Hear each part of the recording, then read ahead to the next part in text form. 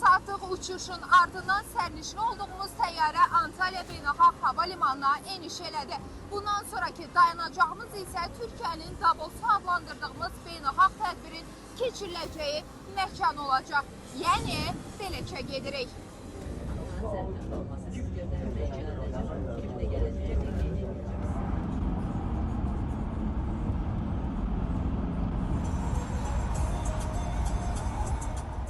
Şəhər mərkəzinə doğru yol alanda beynəlxalq forumun ev sahibliyinin niyə məhz Antalyaya həvalə olunduğu sualı yavaş-yavaş öz cavabını tapmış olurdu. Diqqətimi tarixlə müasirliyin sintezi çəkdi. Bəlkə də elə şəhərə turist axınını stimullaşdıran səbəblərdən biri də məhz bu idi. Antalya qədim dövrlərə aid çoxsaylı tarixi abidələr və qalalarla zəngindir. Burada qədim Roma dövründən qalma yazılara da rast gəlmə mümkündür. Tarixi, mədəni və müasir elementlərin vəhdəti bu şəhərə xüsusi harmoniya qatırdı.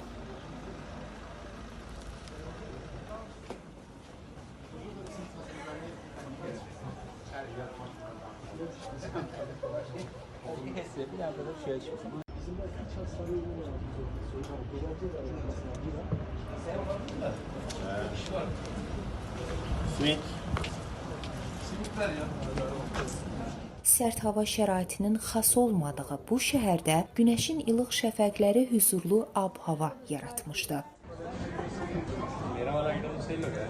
Bütün bu elementlər Antalyanın diplomatiyanın beşiği kimi rolunu daha da qüvvətləndirir.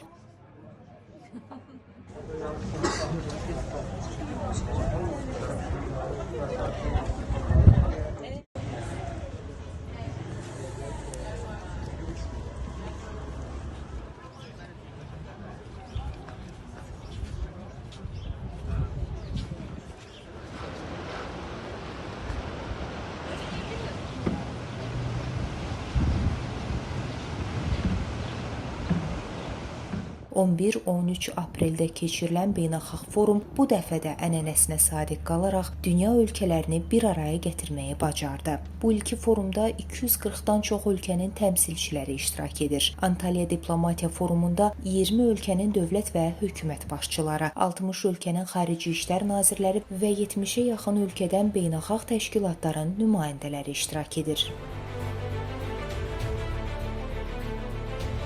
Antalyanın Belek əyalətindəyi Nest Konqres və Sərgi Mərkəzi ənənəsinə sadiq qalaraq bu ildə Antalya Diplomatiya Forumunun mərkəzinə çevrildi. Sıralarında dövlət və hökumət katibləri, rəsmi şəxslər olmaqla ümumilikdə 4000-dən çox nümayəndə məhz bu binada danışıqlar üçün bir araya gəlir. Uzun yıllar boyunca Cenevre, Londra, Berlin'de yapıldı bu toplantılar. İnsanlar suni olarak geliyordu. Ama buraya hevesle geliyorlar, koşarak geliyorlar. Ve Türkiye'nin, Azerbaycan'ın, Kuzey Kıbrıs'ın, Türk devletlerinin burada büyük bir ev sahipliğini görüyoruz. Ben Antalya'yı sadece Türkiye'nin merkezlerinden biri olarak görmüyorum. Türk dünyasının kültür kalplerinden, turizm cennetlerinden bir tanesi. Ve o bakımdan biz artık inanıyoruz ki dünya gerçekten beşten büyük.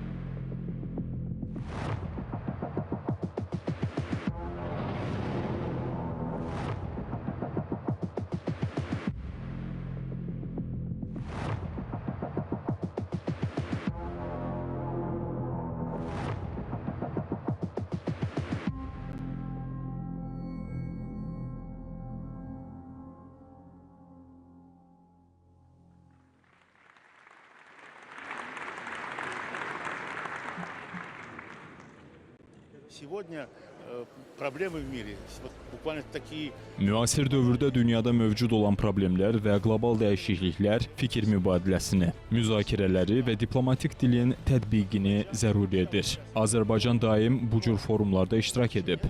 Lakin bu forumun əhəmiyyətini onunla da izah etmək olar ki, burada Azərbaycan prezidenti və birinci xanım Mehriban Əliyeva iştirak edirlər. Onların bu tədbirdə iştirakı göstərir ki, bu forum Azərbaycan üçün də mövqeyini izah etmək, və aydınlaşdırmaq baxımından əhəmiyyətli bir platformaya çevrilib. и разъяснение своих позиций. Azərbaycan nümayəndə heyəti böyük tərkibdə iştirak edir və şübhəsiz ki, Antalya Diplomatiya Forumunu biz sizlərlə bərabər müqayisə edə biləcəyimiz ən möhtəbər təşkilat Davos Forumudur. Necə ki, dünyadakı iqtisadi bütün iri miqyaslı, dünya miqyaslı layihələrin görüşüldüyü bir platforma kimi əgər Davos Forumu düşünülürsə, diplomatiya, bilavasitə münaqişələrin həlli, qarşılıqlı anlayış və diplomatiya vasitəsilə dünyadakı mövcud bütün problemlərin çözülə bilməsi ilə bağlı ən unikal və ən güclü platforma Antalya Diplomatiya Forumudur. Qərbi Azərbaycan məsələsi dünyanın iştirakı ilə Antalya Diplomatiya Forumunda müzakirə olundu. Görün, haradan haraya gəldi. Əvvəllər biz nəyə müzakirə edildik? Qarabağda işğal olunmuş ərazilərimizi, onların geri qaytarılmasını, BMT-nin 4 qətnaməsinin həyata keçirilməsini. Amma biz indi bugün Qərbi Azərbaycanın faciəvi həyat və keçmiş yaşamış və indisi çox gözəl olan, gələcəyi parlaq olan bir elektoratı ilə bağlı, Qərbi Azərbaycan cəmaatımızla bağlı dünyaya mesaj verir ki, bu insanların taleyi nə olacaq? Zeynəb Mirzəyeva, Arif Zeynalov, Real. Antalya Diplomacy Forum. Diplomacy reclaimed.